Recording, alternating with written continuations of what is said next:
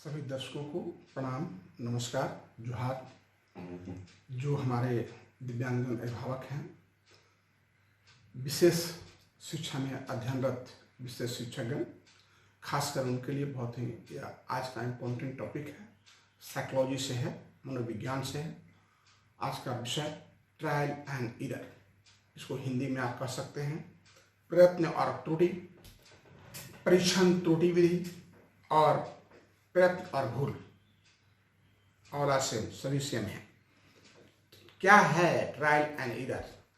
मैं बोल रहा हूं, इससे आप समझ जाएंगे ट्रायल और एरर क्या है। प्रयत्न और भूल शब्द को समझें। प्रयत्न और भूल, प्रयत्न और त्रुटि, परीक्षण त्रुटि विधि। This is theory of learning. यह लर्निंग का सिद्धांत है, सीखने का सिद्धांत है। इस सिद्धांत के जनक अमेरिकन वैज्ञानिक एडवर्ड एल थॉर्नडिक हैं। इन्हें सीखने के सिद्धांत का प्रयोग इन्होंने बिल्ली पे किया है। इन्होंने एक बिल्ली को पिंजरे में बंद किया और पिंजरे के बाहर एक मछली को रख दिया। बिल्ली भूखी थी, मछली मरी हुई थी। जब बिल्ली पिंजरे में बैठी तो बैठने के बाद और पिंजरे का दरवाजा थॉर्नडाइक द्वारा बंद कर दिया गया। मछली को सामने रख दिया गया, मृत मछली को। वह एक्टिविटी करने लगी, पिंजरे में इधर उधर चहल कूद करने लगी। जो चारों तरफ घूम रहे थे पिंजरे में और इधर उधर जो प्रतिक्रिया कर रही थी पिंजरे से निकलने के लिए, इसी दरमियान में बिल्ली का जो है सूंघने की शक्ति ताज़ा तेज होता है और उसे मिला एक मृत मछली की सुगंध। उसे देखा कहीं मछली है, देखा कि पिंजरे के सामने गेट पर ही मछली बाहर में रखा।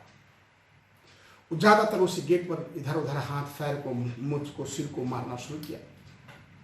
संयोग ऐसा था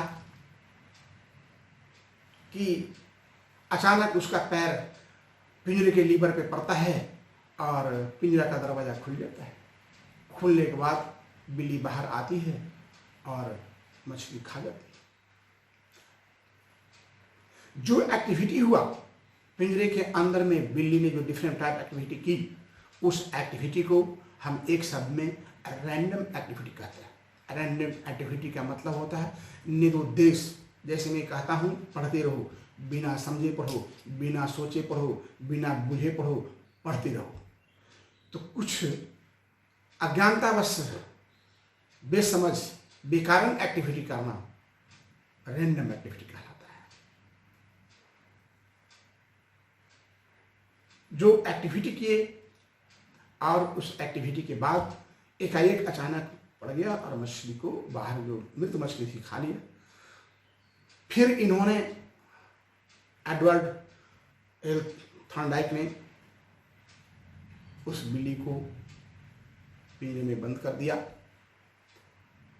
और गेट बंद करके पुनः फिर उन्होंने मछली को सामने रख दिया। फिर बिल्ली वही प्रतिक्रिया करना शुरू कर दिया, एक्टिविटी, उछल कूद। कुछ देर बाद फिर उसको मालूम था कि यहीं पर है, तो फिर वहीं पर दबा करके फिर उसने खोला, फिर मछली खा ली।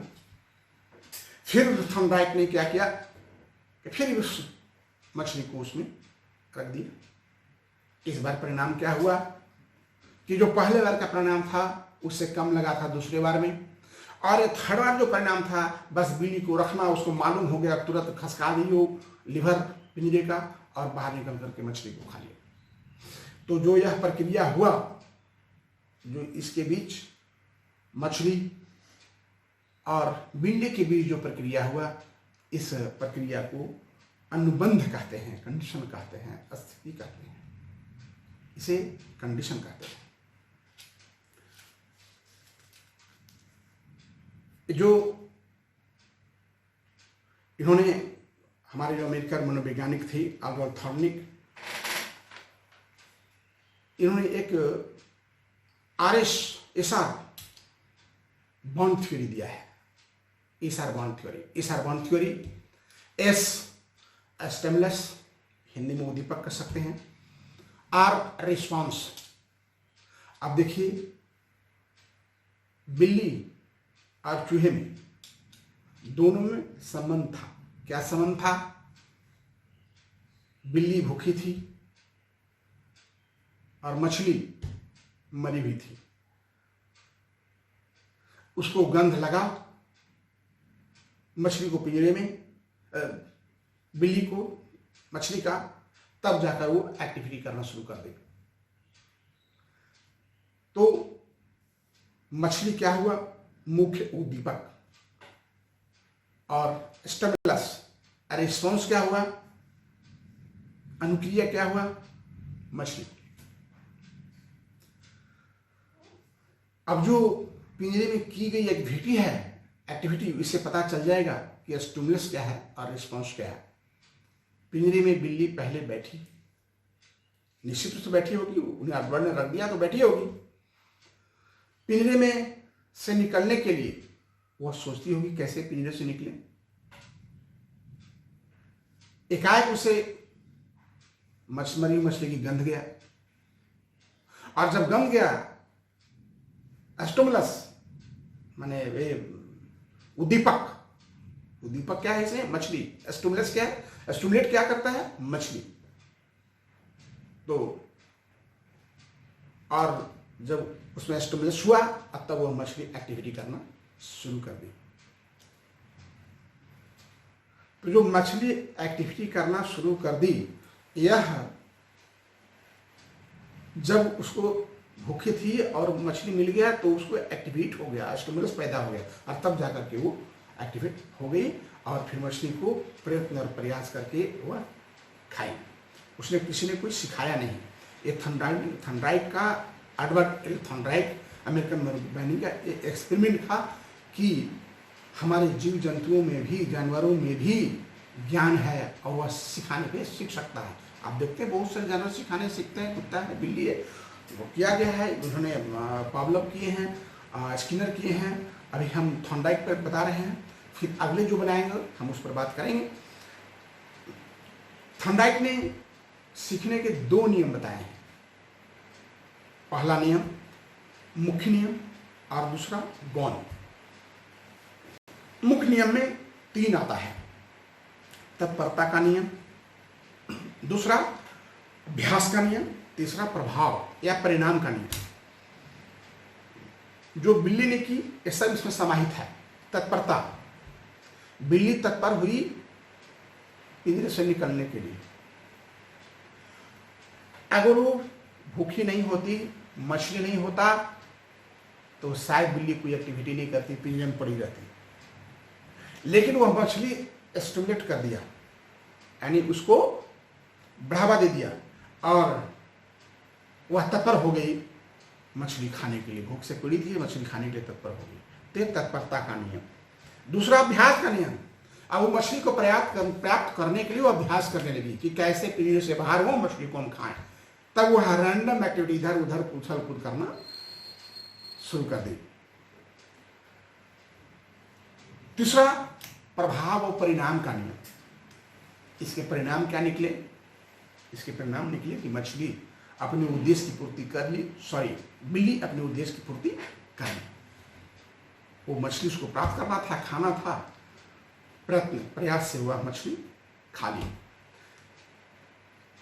प्रभाव और परिणाम दोनों आ सकते हैं, पर इसमें ध्यान रखना है कि निगेटिव परिणाम भी पॉजिटिव होता है।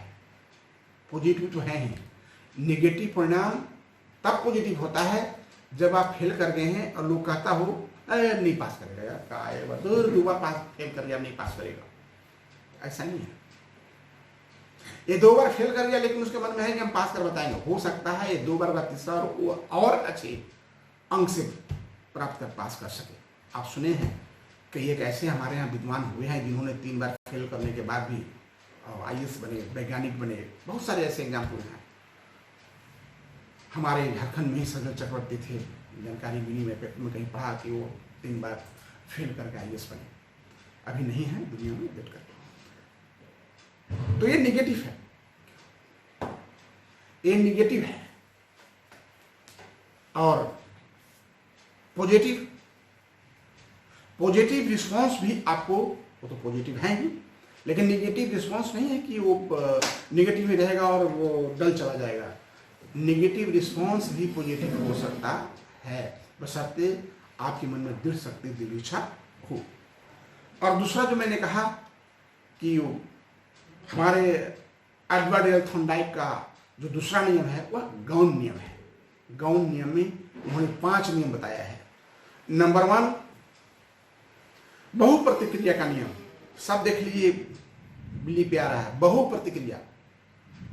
बहुप्रतिक्रिया,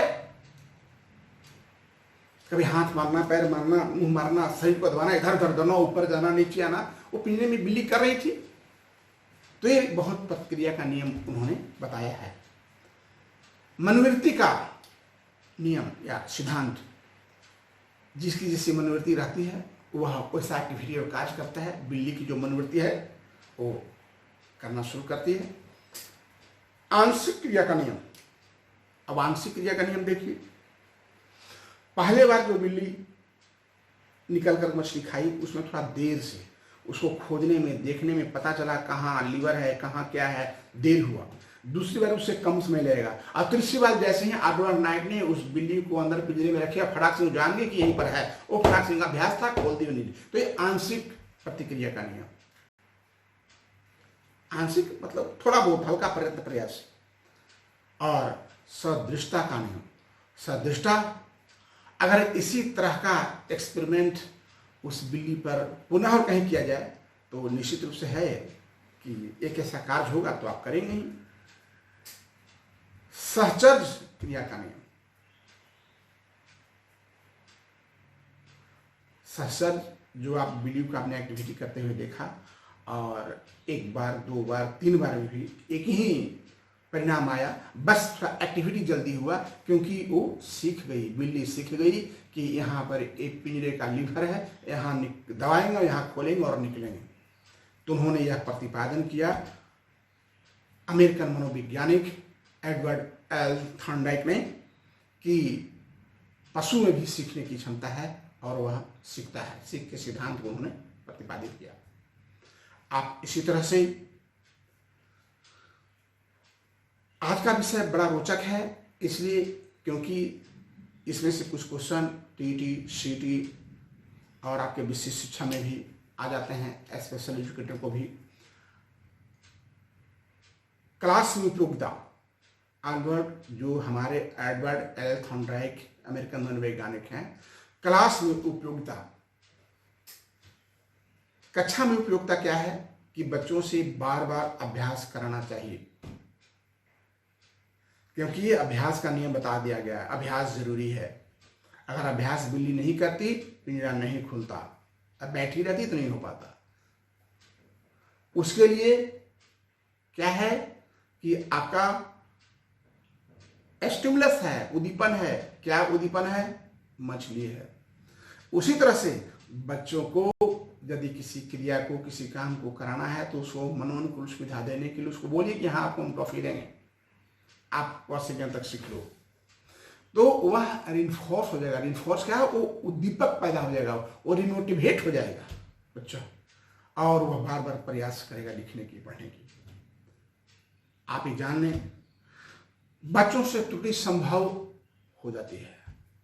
बच्चों का त्रुटि करना स्वभाव है, वो होगा। शुद्ध उच्चारण बालक इसी सिद्धांत से सीखता है। सही प्रशिक्षण इसी सिद्धांत से बालक सीखता है। अब इसमें कुछ क्वेश्चन जो टीईटी सीईटी में आते हैं या जो फिर आपके स्पेशल एजुकेशन में आते हैं, शिक्षा मनोविज्ञान में, एजुकेशनल साइकोलॉजी में, इसमें हमारे एडवर्ड एल थॉर्नडाइक ने कुछ सिद्धांत दिया है, नियम दिया है। वो बहुकारक का सिद्धांत, बहुखंड का सिद्धांत, संयोजनवादी का सिद्धांत, उद्दीपन, अनुबंध इत्यादि का सिद्धांत, जो सब मैंने पहले आपको बताया है। अब इसमें क्वेश्चन आ सकता है कि सबसे मुख्य उद्दीपक क्या था बिल्ली और मछली में? तो मछली मुख्य स्टिमुलस था, उद्दीपक था, क्योंकि उसको मछली का गंध लगा और बिल्ली भूखी थी, इसीलिए एक्टिविटी और करना शुरू कर दी। एडवर्ड थॉर्नडाइक को इन्हें पशु मनोविज्ञान भी कहा जाता है, क्योंकि इन्होंने पशु पर बहुत काफी एक्सपेरिमेंट किया है। और लर्निंग का खोज, लर्निंग के सिद्धांत का खोज क्वेश्चन आ जाएगा किसने किया? Edward L Thorndike.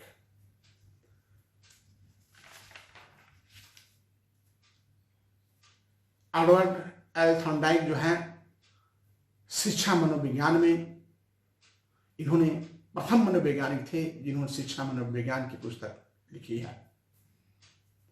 खास करके आज का विषय टीईटी करने वालों, विशेष शिक्षा में अध्ययनरत हमारे विशेष शिक्षक और मुख्य रूप से बौद्धिक दिव्यांग बालकों के लिए, बच्चे बच्चियों के लिए एडवर्ड एल थॉर्नडाइक का सिद्धांत काफी फायदेमंद है, जो बौद्धिक दिव्यांग बच्चों को सिखाने में सहायक होती है। जय हिंद, जय भारत।